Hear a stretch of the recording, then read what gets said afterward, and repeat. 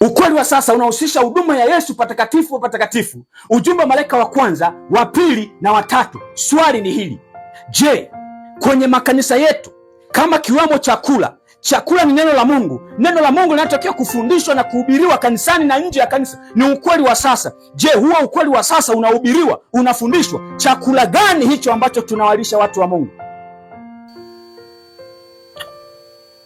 Wapendwa wa Mwenyezi Mungu, kama tulivyoishia katika somo hili la chemchemi ya maji yaliyo hai au mabirika yavujayo, sehemu ile ya kwanza, tunaendelea tulipoishia sehemu ya pili ya somo hili. Karibu tuendelee sasa na somo la pili.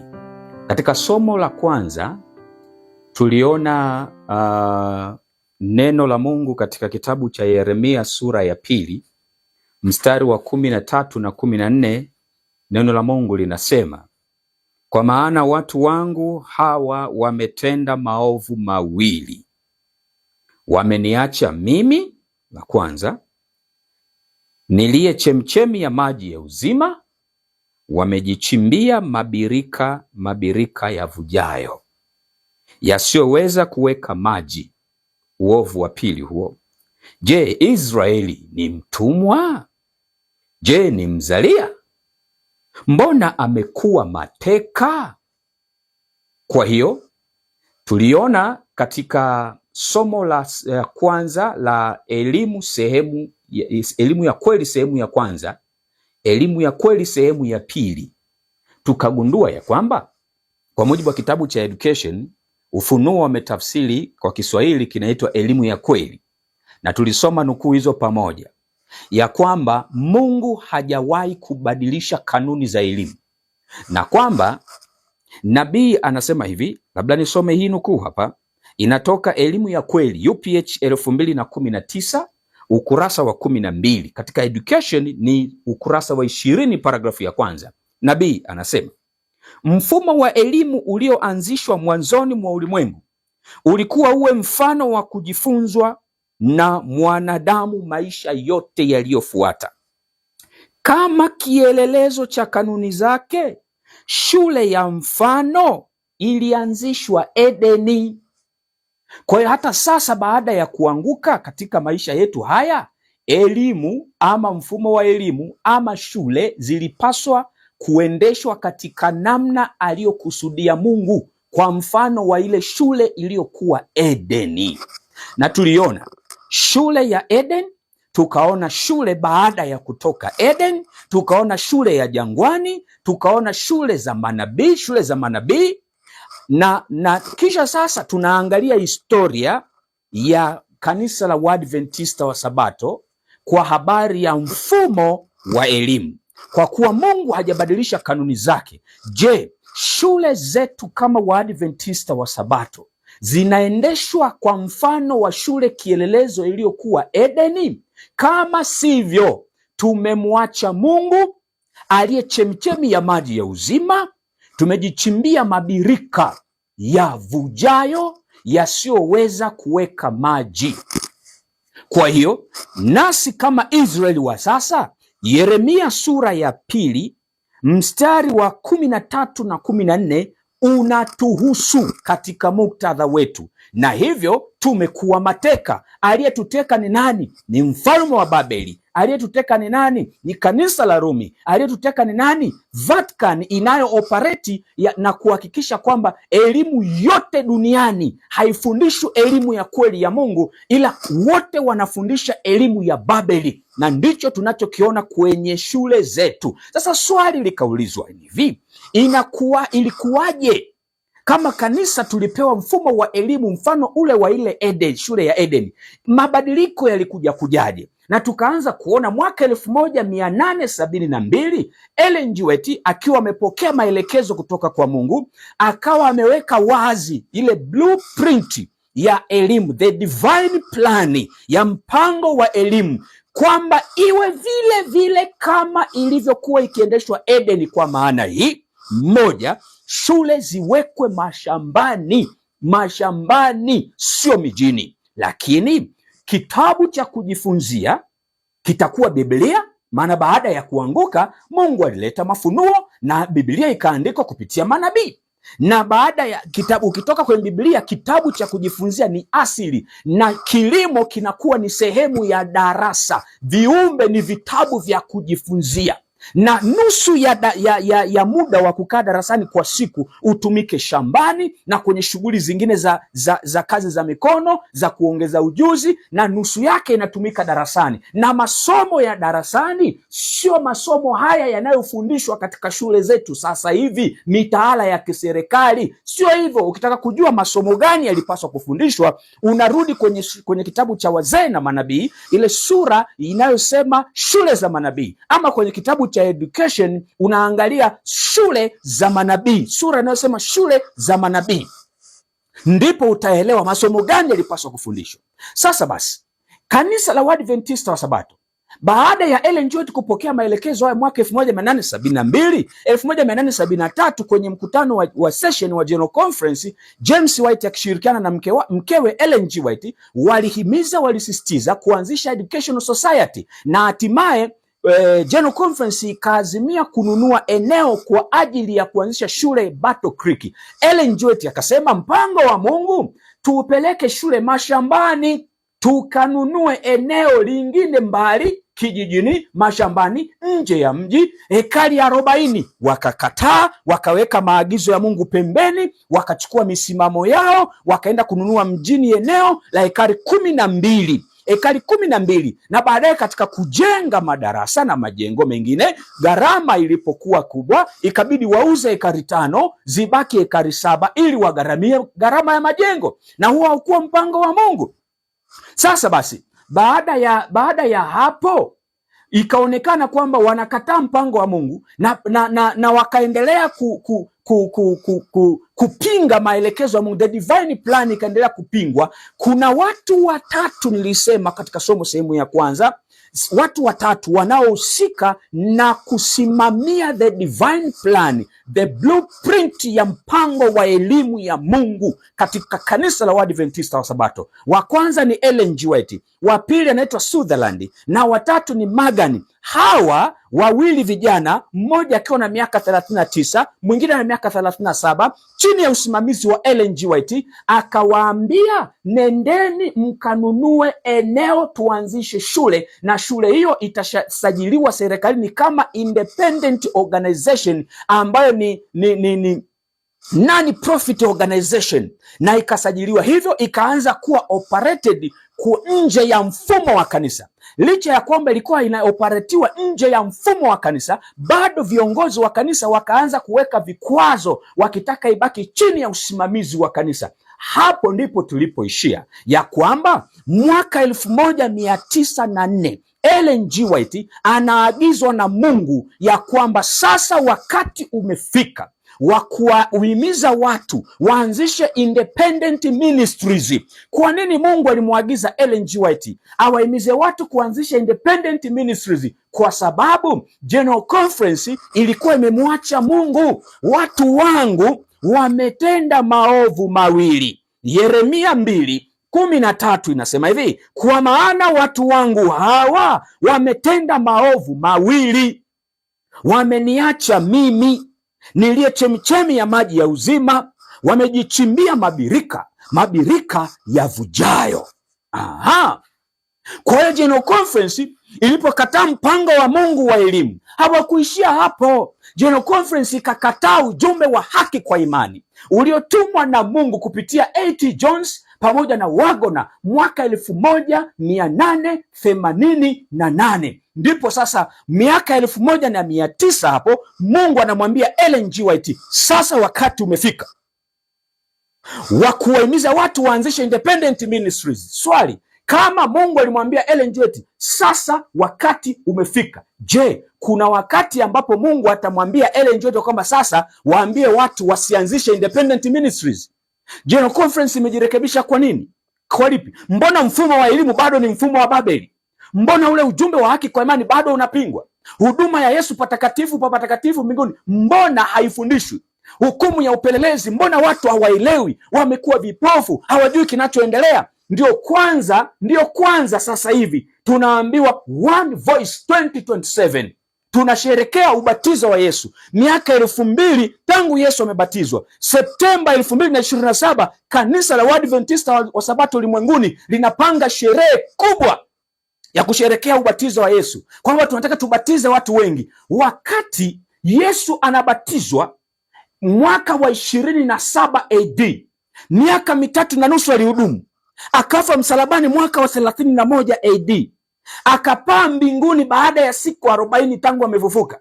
Siku ya 40 akaenda kuhudumu chumba cha kwanza cha patakatifu mbinguni kwa karne 18, jumla ya miaka 1813. Mwaka 1844 akahama chumba cha kwanza akahamia chumba cha pili cha patakatifu pa patakatifu. Anahudumu mbinguni na katika mchakato wa kupatakasa patakatifu, yani kuondoa dhambi katika vitabu vya kumbukumbu mbinguni, ndio mchakato wa kuondoa dhambi pia ndani ya mwanadamu. Dhambi ikome ndani ya mwanadamu.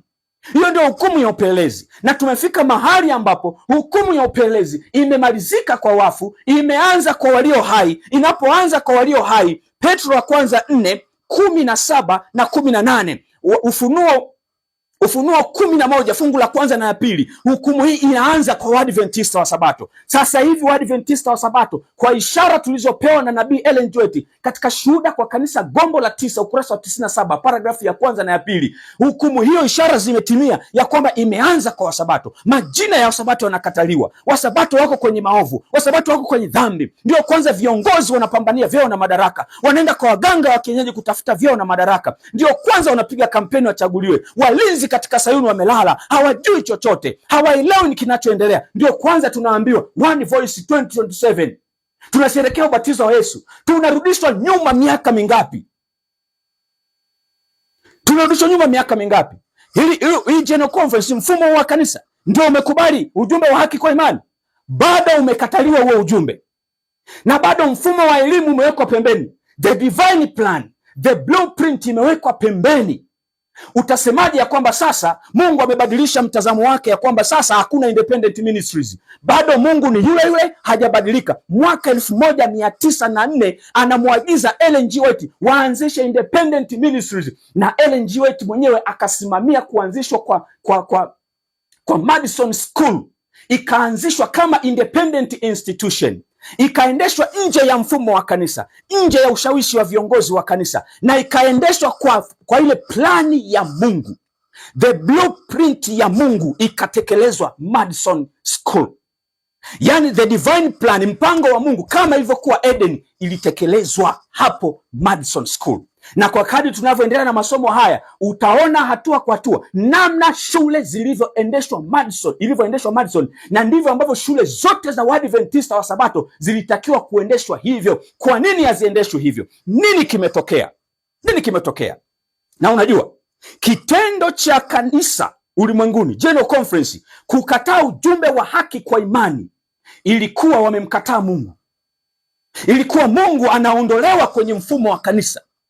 Na kama matokeo ya kumkataa Mungu, Ellen G. White anaandika miaka 1900, John Harvey Kellogg anaanzisha uasi, na nabii anasema, maandishi kitabu cha The Living Temple cha John Harvey Kellogg kimejaa ndani yake maovu na mafundisho ya uongo ambayo yanaunda the alpha of apostasy. Yani alpha, mwanzo. Alpha ni herufi ya Kiebrania kama sijachanganya Kiebrania au Kiyunani, vyovyote vile, yani mwanzo, ile herufi ya kwanza ndio alfa. Maana yake imesheheni mwanzo wa uasi. Kwa sababu Mungu amekataliwa, kinachofuata shetani anatawala. Na hapo nabii anaandika tena, anasema hivi, omega ya apostasy inakuja, ambayo itakuwa ni ya kutisha. Kwa tangu 1888 ujumbe wa haki kwa imani kukataliwa, mpaka sasa kanisa limeendelea kupitia kwenye uasi mmoja baada ya mwingine, au mmoja baada ya mwingine. Hakuna kurudi nyuma katika uasi, ni kusonga mbele katika uasi. Na jambo baya zaidi, mwaka 1985 General Conference ikajiunga na Umoja wa Mataifa kupitia kile kitengo kinachoshughulika na masuala ya kijamii, ECOSOC, Economic and the Social Council ndio hapo imejiunga, na hapo ndipo kuna kitengo cha kishetani kinaitwa Lucy's Trust, ambapo zamani ilikuwa inaitwa Lucifer's Trust, chini ya Alicia Bells ambaye alishafariki sasa hivi. Kuna mipango ya shetani ya namna ya kudhibiti elimu ya kweli na kuweka elimu ya kibabeli. Kuna pointi 10 za shetani, na hizo zote tutaziangalia hatua kwa hatua, moja baada ya nyingine. Utagundua kwamba zote zimetekelezwa kwenye mfumo wa elimu wa kanisa la Waadventista wa Sabato. Lakini plani ya Mungu, the divine plan ya elimu ya Mungu, ziko pointi 10 pia. Utaona hakuna hata moja inayotekelezwa. Tumemwacha Mungu pembeni, alafu bado tunasema sisi ni kanisa la Mungu. Bado tunaambia watu siku 10 za kufunga na kuomba, kufunguliwa. Tunataka mvua ya masika, tujazwe Roho Mtakatifu. Roho Mtakatifu hawezi kushuka kwa mtu aliyemuasi. Anayemuasi Mungu, hakuna kushuka kwa Roho Mtakatifu. Sio kufunguliwa, ni kufungwa. Waadventista wa Sabato wako gizani, hawajui kinachoendelea. Maskini wote tumeaminishwa kwamba mfumo huu wa kanisa ni mfumo wa Mungu ambao haukosei. Kumbe Mungu alishauacha siku nyingi. Sasa sikiliza, kutokana na hayo tunazipata pointi 10. Pointi 10. Namba 1, independent ministries ni mpango mbadala wa Mungu. Pointi namba 2, kazi ya Mungu haitamalizwa na mfumo.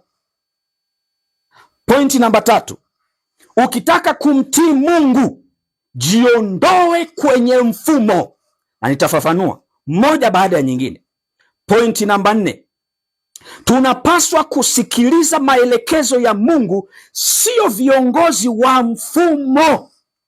Pointi namba 5, matengenezo yanahitajika, watengenezaji wanahitajika.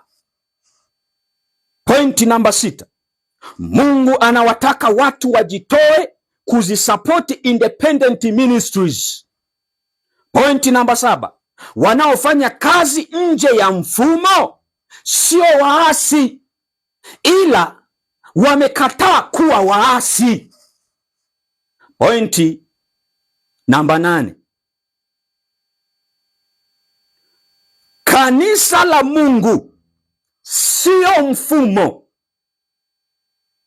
bali ni watu waaminifu na watiifu kwake. Hilo ndio linaunda kanisa la Mungu. Pointi namba 9, sio kila kinachoamuliwa kwenye vikao kwenye mfumo ni sauti ya Mungu. Pointi namba 10, shetani anautumia mfumo, ana mawakala wake ndani ya mfumo. Kupitia hiki Ellen G. White alichoelekezwa na Mungu ya kuwahimiza watu waanzishe independent ministries, tunazipata pointi 10. Namba 1, independent ministries ni mpango mbadala wa Mungu. Kwa nini? General Conference, yani mfumo wa kanisa, umeasi maagizo ya Mungu, umekataa the educational plan ya Mungu, the divine plan of education, blueprint ya Mungu. General Conference imepaki pembeni, imetupa kapuni. Ujumbe wa haki kwa imani, General Conference ikatupa kapuni. Mungu kama njia mbadala kuhakikisha kwamba neno lake linahubiriwa, agizo lake linatimizwa, kazi yake inafanikiwa duniani. Hafanyi kazi na mfumo, anafanya kazi na independent ministries. Ndio maana alimwagiza Ellen G. White kuanzisha independent ministries, na nitakusomea nukuu zinazoonyesha Ellen G. White akimpaka akisema zaka alishaacha kupeleka kwenye mfumo, na zaka alikuwa anapeleka pale ilipohitajika, yani kwenye independent ministries wanaofanya kazi ya Mungu. Na ziko nukuu ambao anasema kabisa kwamba hana imani na amejiondoa kabisa na hata shiriki hata mikutano ya mfumo wa kanisa. Huyo ni Ellen G. White. Hizo nukuu huwa hazisomwi kwa sababu hauwezi ukasomewa kanisani hizo nukuu. Independent ministries ni mpango mbadala wa Mungu, ni mpango kabisa wa kimbingu. Mungu anao watu waaminifu, na kama unataka umtumikie Mungu kwa uaminifu wote, hutaweza kufanya hivyo kwenye mfumo. Ni lazima ujichomoe ukaanzisha independent ministry kwa kadri Mungu anavyokuongoza, kila mmoja kulingana na karama na vipawa na Mungu anamtaka afanye nini. Independent ministries ni mpango mbadala wa Mungu baada ya mfumo kuwa umemwasi Mungu. Sasa sikiliza, angalizo ni hili. Kuna watu wanajitenga kwenye mfumo, wanaanzisha mifumo mingine, sio mpango wa Mungu. Hakuna mahali Ellen G. White alisapoti mfumo mwingine, na alisema kabisa kwamba there's no need for new organization. Hakuna hitaji la kuanzisha organization nyingine, mfumo mwingine. Mungu anatenda kazi kama movement kwa sasa. Hiyo Madison School haikuwa mfumo mwingine, ilikuwa ni kama movement ya kuhakikisha kwamba the plan, the educational plan ya Mungu, the blueprint ya Mungu inatekelezwa. Kuingine mahali fulani anaweza akaibuka mtu ama watu wakaimizwa na Mungu kuanzisha independent ministries kwa ajili ya medical missionary, wakaanzisha sanitariums. Wengine wakaagizwa pengine kuanzisha publishing houses. Wengine wanaweza wakaagizwa kuanzisha pengine vyumba vya matibabu mjini na migahawa ya usafi na kadhalika. Mungu anafanya kazi kama movement. Usitoke kwenye mfumo na kwenda kuingia kwenye mifumo mingine. Hiyo itakuwa ni agenda ya shetani, counterfeit ya shetani. Independent ministries ni mpango mbadala wa Mungu. Pointi namba 2. Kazi ya Mungu haitamalizwa na mfumo. Kwa nini? Mfumo umeacha plan ya Mungu, the divine plan imewekwa kapuni. Kwa hiyo Mungu hawezi kufanya kazi na mfumo. Hawezi kumaliza kazi na mfumo. Mungu atafanya kazi na walio tayari na walio waaminifu. Pointi namba 3. Ukitaka kumtii Mungu, jiondoe kwenye mfumo. Na ninafahamu kabisa wako wachungaji wanaona kabisa ukweli, lakini wanaogopa viongozi wao, wamepigwa marufuku, wamezibwa midomo. Nataka nikuambie, kama unataka kumtii Mungu na kama unataka mbingu, umeshafunuliwa ukweli wote, umeelewa huu ni ukweli, jiondoe kwenye mfumo. Nenda kwenye independent ministry, nenda kafanye kazi wewe kama wewe. Mwalimu wako ni Roho Mtakatifu, ukisaidiwa na malaika watakatifu. Neno la Mungu likikuongoza, roho ya unabii ikikuongoza, utasimama kwenye kusudi la Mungu. Uking'ang'ana na mfumo, kana kwamba mfumo utakupeleka mbinguni, kana kwamba mfumo ndio utakamaliza kazi, kana kwamba Mungu anafanya kazi na mfumo, umepotea. Simama na ukweli, usibabaishwe na yeyote. Simama na ukweli. Ukweli wa Mungu una thamani kuliko maisha yako. Mungu hana mchezo, na Mungu anatoa wito mtakatifu, watu wake warudi kwenye kusudi lake, na haiwezekani kurudi kwenye kusudi kwenye mfumo. Ulishaachwa na Mungu, na ni mfumo ndio uliomwacha Mungu, kama ilivyokuwa Wayahudi walivyomwacha Mungu. Yesu hakushughulika na mfumo, hakufanya kazi ndani ya mfumo. Alizaliwa kwenye mfumo, akakulia kwenye mfumo, na baadaye saa ilipofika akaingia kazini, akaita watu wake, akaunda mitume, wanafunzi 12, akaanzisha independent ministry. Hivyo ndivyo Mungu anavyotenda kazi. Shetani anavyoiba mfumo wa Mungu, Mungu anauacha, anashughulika na namna nyingine. Kwa hiyo Mungu hafungwi. Mungu anaweza akatafuta njia mbadala. Pointi nyingine, tunapaswa kusikiliza maelekezo ya Mungu na sio viongozi wa mfumo. Na hapa ndipo ambapo kwa kweli mimi nimesimama, mimi nimesimika. Nikiona Biblia imesema, nikiona roho ya unabii imesema, sitajali nani anasema nini. Hata kama ni Elton Koila, president wa General Conference, akiniamuru, sitamsikiliza. Mungu ana mamlaka kubwa kuliko mwanadamu yeyote. Mamlaka yake ni Biblia na roho ya unabii.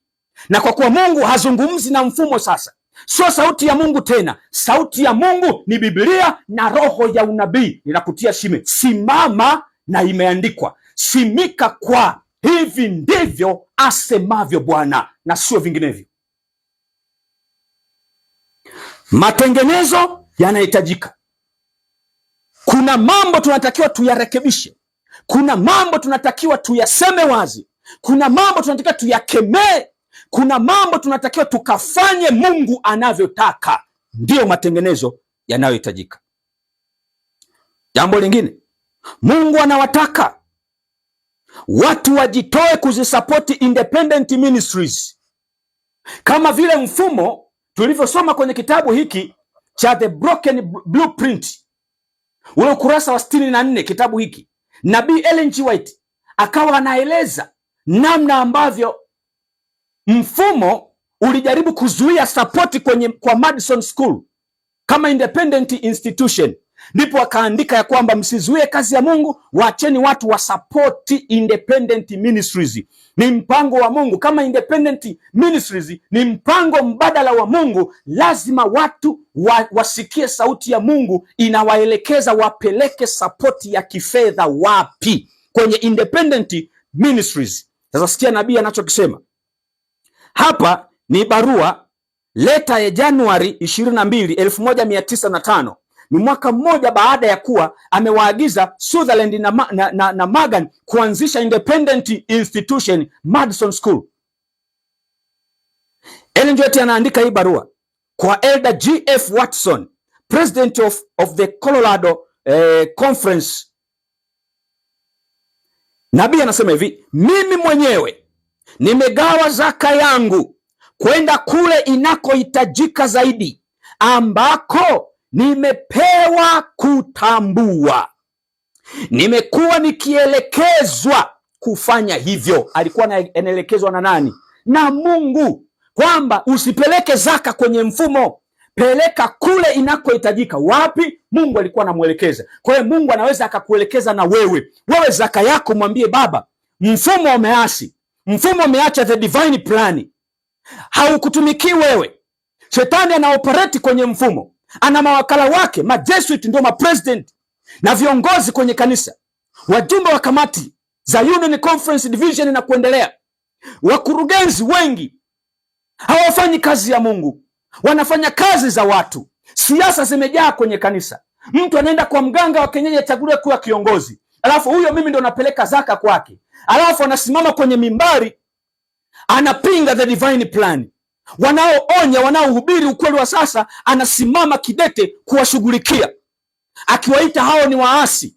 Hivi jiulize, muasi ni nani? Anayesema ukweli ndiye muasi, ama anayeficha ukweli ndiye muasi? Kuna mahali hatujaelewa tafsiri ya uasi, hatujaelewa. Na wewe zaka yako usipeleke kwenye mfumo. Muulize Mungu ya kwamba Baba, nimesikia kuna kamjamaa kanafundisha, mchungaji Mangosongo, ya kwamba tusipeleke zaka kwenye mfumo. Je, hili jambo ni kweli? Mungu atakujibu. Alafu muulize nipeleke wapi? Mungu atakuongoza pa kupeleka. Atakutajia mpaka independent ministry inayohitaji sapoti. Mimi binafsi, mimi sisemi kitu ambacho sikiishi. Mimi nimeshaacha kupeleka zaka kwenye mfumo baada ya kuelewa masomo haya. Sipeleke kwenye mfumo. Ninamuuliza Mungu na Mungu ananiongoza nipeleke wapi. Kuna vijana na wafahamu wanafanya kazi kama independent ministries, wanafanya kazi ya msingi sana, wanahubiri ukweli wa sasa, na Mungu ananiambia watumie hawa zaka. Mtumie huyu zaka, huyu simtumie, na Mungu anajua kwa nini usimtumie. Huyu tayari anayo. Mtumie huyu, mtumie huyu, mtumie huyu. Na wewe muulize Mungu, zaka yako upeleke wapi? Zaka yako upeleke wapi? Nabii anaendelea kusema hivi: sio jambo ambalo linapaswa kuchukuliwa hasi. Nahimiza wale akina dada ambao wameweka zaka zao kule ambako ilihitajika zaidi, kusaidia kazi ambayo imeachwa bila kukamilishwa. Huyo ni Ellen G. White mwaka 1905, baada ya kuambiwa na Mungu, sasa wakati umefika wa kuwahimiza watu waanzishe independent ministries. Unafikiri zikianzishwa independent ministries zingeendeshwa vipi? Mungu anajua chanzo cha mapato alichokianzisha kwenye maandiko ni zaka na sadaka. Wao watahudumiwa kwa zaka, watumishi, sadaka itasapoti kazi ya Injili. Ndio maana Mungu alimuongoza Ellen G. White kuacha kupeleka zaka kwenye mfumo, alipeleka kwenye independent ministries. Kwa hiyo hizi hii nukuu haisomwi na wakurugenzi wa uwakili, kwa sababu wanataka kukusanya pesa, na pesa waendelee kuzitumbua wakati neno la Mungu halipo. Biblia nasemaje? Leteni zaka kamili ghalani, ili kiwemo chakula katika nyumba yangu, asema Bwana. Swali, chakula ni nini? Ni neno la Mungu. Kitabu cha Air Writings pale kwenye ukurasa kama sikosei ni 61 hivi. Air Writings inasemaje? Biblia imesheheni mafundisho mengi, lakini ni ukweli wa sasa ndio unaotajika kwenye kundi. Umekusudiwa kuunganisha kundi na kutakasa roho. Ukweli wa sasa ni nini? Ukweli wa sasa unahusisha huduma ya Yesu patakatifu wa patakatifu, ujumbe wa malaika wa kwanza, wa pili na watatu. Swali ni hili: je, kwenye makanisa yetu kama kiwemo chakula ni neno la Mungu. Neno la Mungu linatakiwa kufundishwa na kuhubiriwa kanisani na nje ya kanisa. Ni ukweli wa sasa. Je, huo ukweli wa sasa unahubiriwa, unafundishwa? Chakula gani hicho ambacho tunawalisha watu wa Mungu? Ni chakula gani? Kwa hiyo kama Mungu anasema kiwemo chakula na chakula kipatikani, huyu aliyesimamia hazina hatakiwi kuwalipa hawa ambao hawana ukweli wa sasa. Lakini huyu anayesimamia hazina anaitoa wapi? Ni wewe mshiriki na muumini, unapeleka mahali ambako haifanyi kazi. Ndio kwanza unaenda kusimamia kukanyaga ukweli wa Mungu. Peleka zaka yako kwa Independent Ministries. Ni maelekezo ya Mungu kabisa. Kama unatilia mashaka, nenda kwenye maombi na Mungu atakufunulia ukweli huu. Kama ulikuwa ujui, zama za ujinga Mungu alijifanya azioni. Sasa anapohimiza watu wote watubu, nuru hii imekufikia, anza mabadiliko. Muda umeisha.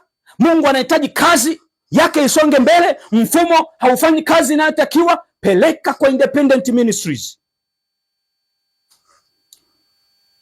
Ellen G. White anasema hivi katika Shuhuda kwa Kanisa, gombo la 3, ukurasa wa 553, paragrafu ya 2. Anasema itakuwa ni sera mbovu kusaidia kutoka kwenye hazina ya Mungu wale ambao hakika wanahafifisha na kuumiza kazi yake, na wale ambao mara zote wanashusha kiwango cha Ukristo. Itakuwa ni sera mbovu kusaidia kutoka kwenye hazina ya Mungu wale ambao hakika wanahafifisha na kuumiza kazi yake. Wachungaji wengi leo wanahafifisha na wanaumiza kazi ya Mungu. Tena anasema na wale ambao mara zote wanashusha kiwango cha Ukristo. Wachungaji wangapi wanasimama kwenye makambi wanasema chinjeni, makambi ni sherehe, chinjeni nyama mle. Ellen G. White anasemaje kwenye mikutano yetu?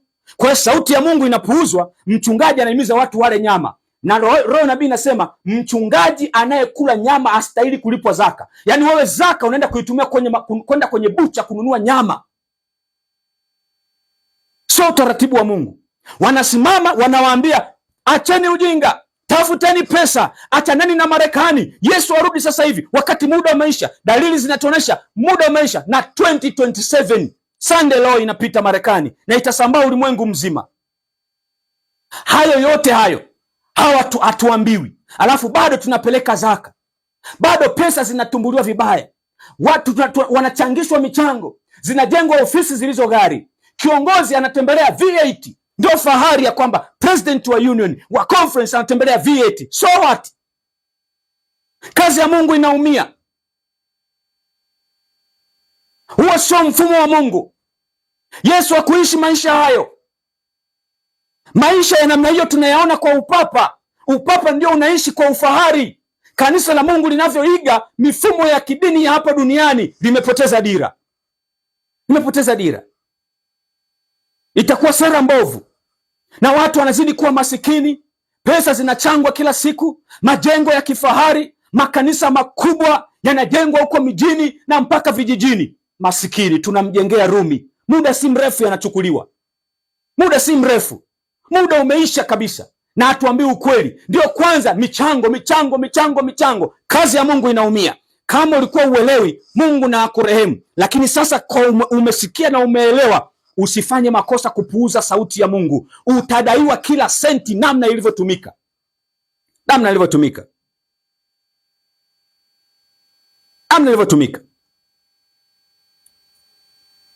Katika kitabu cha Manuscript Release, gombo la 15, ukurasa wa 312, nabii anasema hivi: atainua wanaume na wanawake kutoka miongoni mwa watu wa kawaida ili kuifanya kazi yake, kama wakati ule wa zamani alipowaita wavuvi kuwa wanafunzi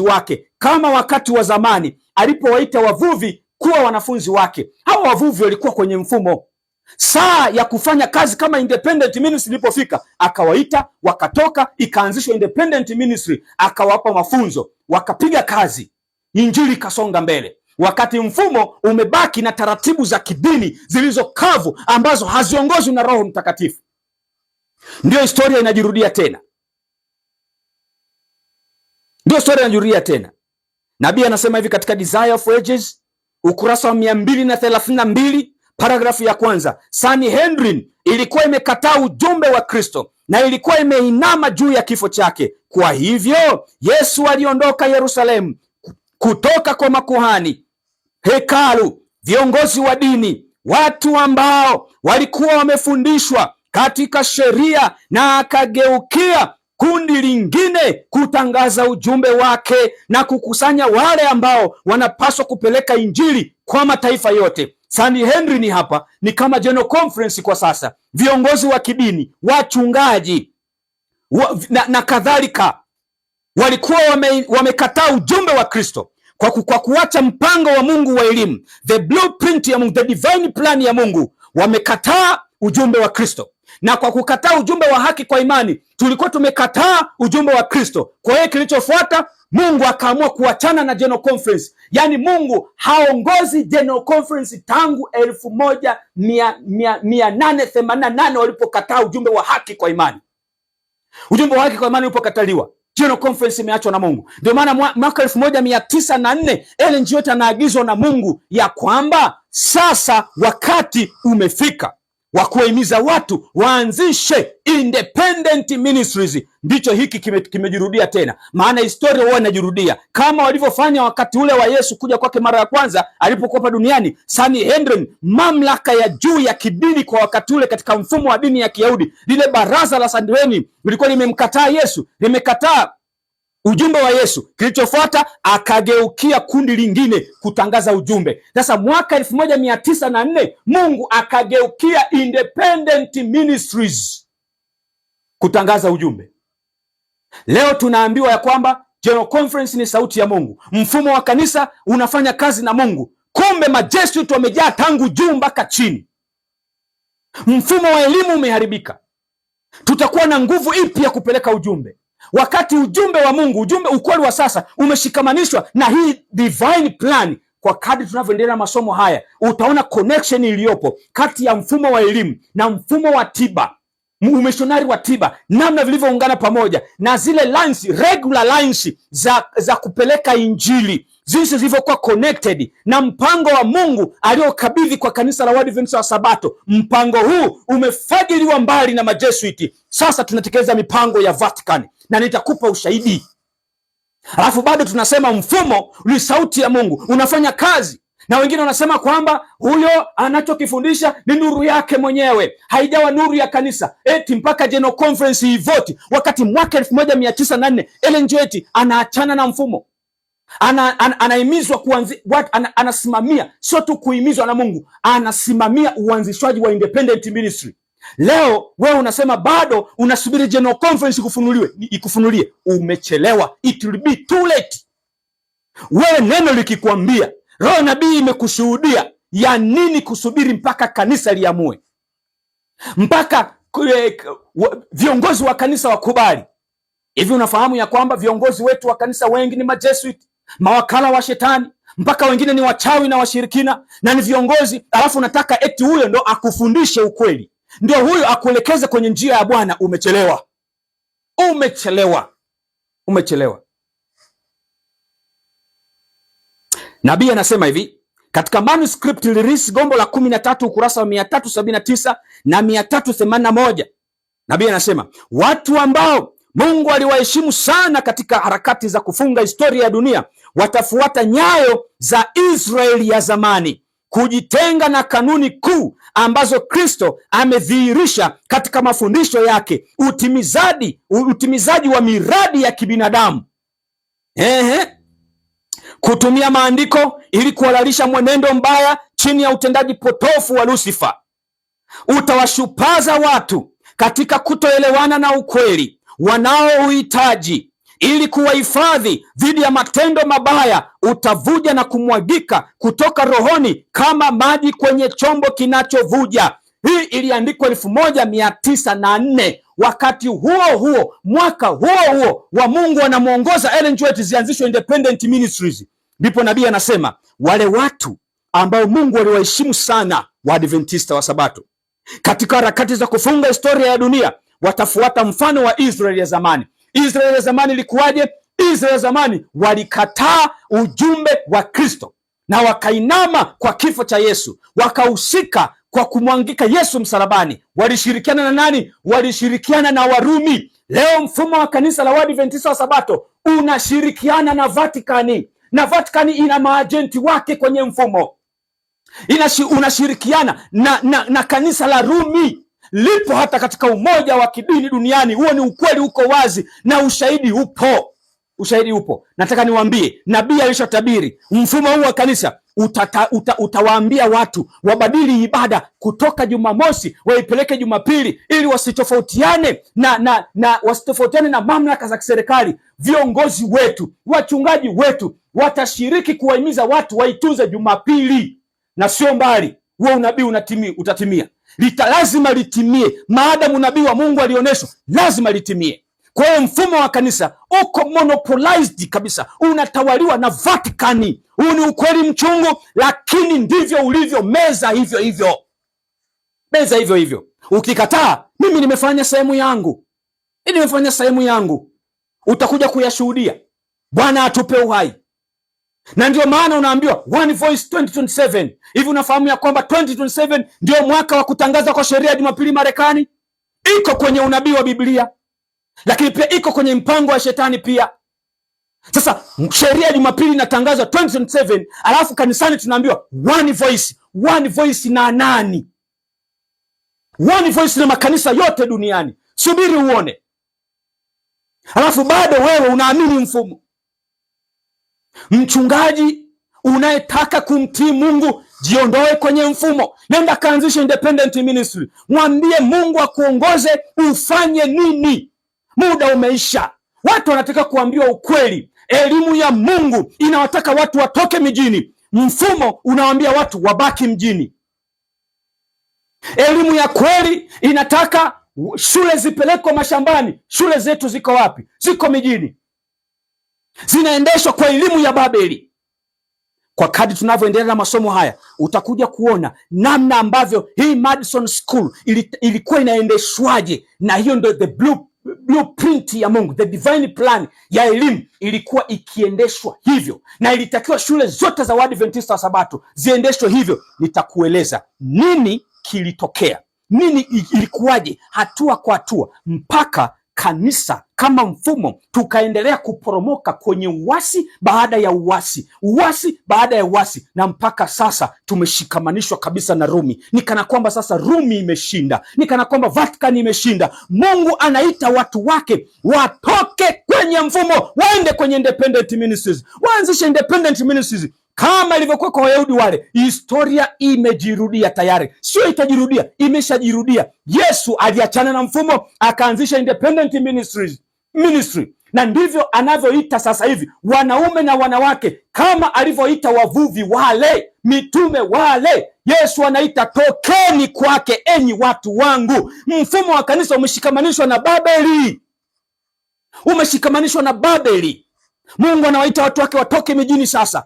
Ondoka mara moja, nenda kule ambako Mungu anataka. Ni lazima uende kwenye shule ya Mungu, mashambani kama ilivyokuwa Edeni, ukajifunze elimu ya Mungu. Japo muda ni mchache, lazima elimu ya Babeli itoke ili uweze kuingiza elimu ya Mungu. Kuna process ya kuunlearn, alafu uleni vya Mungu. Unaunlearn vya shetani, uleni vya Mungu. Na nataka nikwambie, kama unataka ubaki mjini, hautapokea muhuri wa Mungu. Huo ndio ukweli wote. Lazima uende mashambani ili ukatengenezwe. Ndivyo Mungu alivyofanya.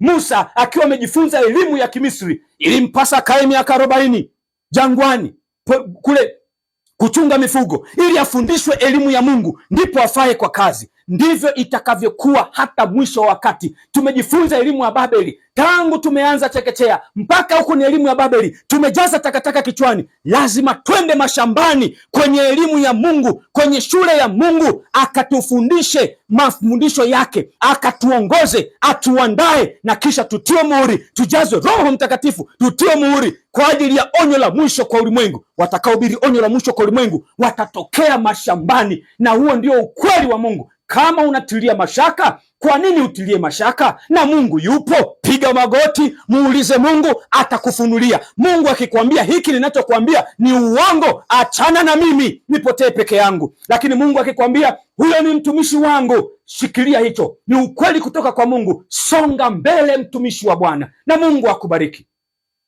Fuatilia masomo yanayoendelea zaidi, tuendelee kujifunza hii plani ya Mungu, the blueprint ya Mungu, namna ilivyochakachuliwa na tumefika wapi na tunapaswa kufanya nini. Asiyejua historia yake ni mtumwa na hajui anakoenda. Nimeamua kukuletea historia ya kweli, ile ambayo haielezwi popote, ambayo inafichwa. Mimi nitaisema kama Bwana aishivyo. Mungu akubariki. Na kabla hatujahitimisha, basi tuombe. Baba mwema, tusaidie kuelewa, tusaidie kupokea, tusaidie kufanyia kazi. Nimesema kama ulivyoniongoza. Matokeo ninakuachia wewe. Saidie mtazamaji, neema yako yatosha. Sifa na utukufu zikurudie, kwa jina la Yesu, amen.